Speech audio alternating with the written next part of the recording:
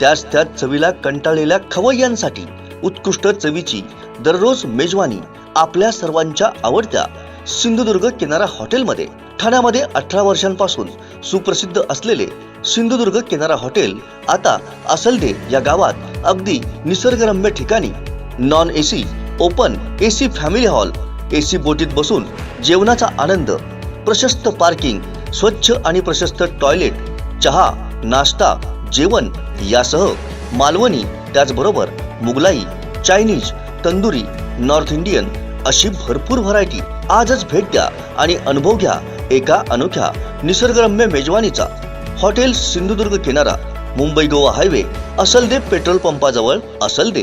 संपर्क 8624 85 94 49 आणि 8624 90 94 49।